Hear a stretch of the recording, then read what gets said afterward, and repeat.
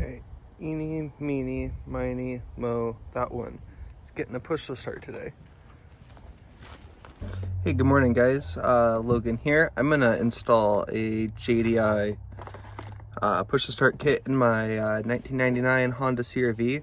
I looked for a video on YouTube and no one really explains how to put it in. So I'm gonna do my best to make this make sense and be in order and give you the information that you would need in order to install one of these if you've never done it before. So let's go. Alright, so first things first, we're going to take off this lower cover, screw here, screw there, then you pull down gently. There's a couple release tabs up inside of here. Be ginger with it, don't break this. And then there's going to be a plug on the back side here. I'll show you when I get it off.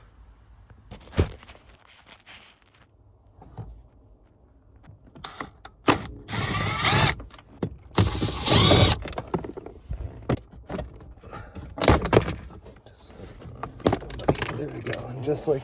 And then to release from here, this connector, you press right here, and then you pull back on.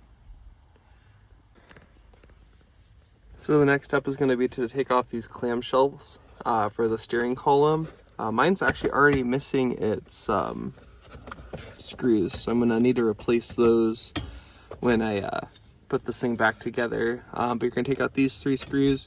You're going to gently separate the 2 plastics and pull this down. And then with the 2 out of the way, this is what it's going to look like. So the next logical step is to take off the bracing so that way we can access the harnesses underneath. So for that, you're going to need a couple 10mm bolts.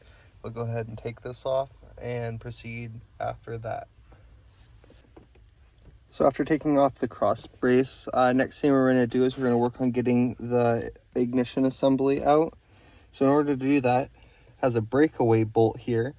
So how these work is there was a bolt head on the screw here, and then when it's torqued to its correct tightness, the tip of the bolt pops off, so you can't over tighten it.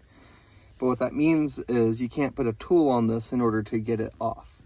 So in order to do that, I'm going to hit mine counterclockwise with a chisel and see if I can't break it loose, and that should only be finger tight. Okay, so what I found is on this guy here that holds it over, that nut was really, the breakaway bolt was really hard to remove.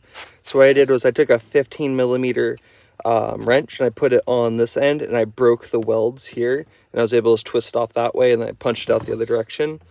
And then to remove the ignition switch, there's this little button up on the top. You see where that would be right there. What you're doing is you're pressing down on this guy, and that lets you pull this out. You have to take out the steering wheel lock in order to get the push to start kit to work. So now I'm gonna go ahead and release the quick tabs here and unplug my ignition switch. So this connector comes from right here, and you just press down on this lock tab and that'll release. You just trace it back, and then the other 2 are up here and they're just going to plug in there and there. So we'll go ahead and release these 2 as well. Okay, so now we're into the box here. We got push to start, we got that's transmitter, brain box, wiring harness. This is what we're after right now, and then this is for the brake switch in order to let it know when your foot's on the brake. So I'm going to start with plugging this into where I just unplugged those other 2. These are different, they only fit in one way. Alright, so I went ahead and did what they said not to do in the instructions, and that's mount it to the existing ground. Got it all plugged in. I just checked to make sure it works. So your brake switch is back there. What you're going to do is you're going to wire it into the positive when the pedal's depressed. I can't really get to it, and I have a 3rd pedal. So what I found out is if I'm not pressing down on the clutch pedal, it will not start. So it works just kind of like you regularly would if this wire here is plugged into battery voltage all the time. I'm going to make sure that this doesn't make a draw on my battery. I doubt that this thing has any sort of parasitic draw on it, so I'm going to go ahead and void my warranty and not follow the instructions. I'm going to hook this up into fused power. Alright, so I decided maybe I should actually put it into the brake switch, so that way I don't go telling you guys to void your warranties, and maybe JDI will send me something in the future. So it's this green and white wire that gets power with your brake switch on. So they send you a quick splice. I don't like those things. What I did is I shaved the insulation off, spread the wires apart, ran this wire through it and wrapped it around. And I'm going to cover this in liquid electrical tape. And then that's a really nice connection there. All right, so just kind of zip tied the box to this brace here. Got the push to start wired in. Got the sensor underneath here, so you just swipe underneath the column, and then that should be it. All right, so I just finished up my install. You press on the brake and the clutch pedal. Press once, press twice. She fires up. So one of my observations is you do have to have your foot on the brake pedal in order to turn the car off. So I thought that was a little funky. I closed my sweater in the door there. So not a bad kit. It was pretty easy install. Definitely the hardest part was the breakaway bolt for the ignition switch.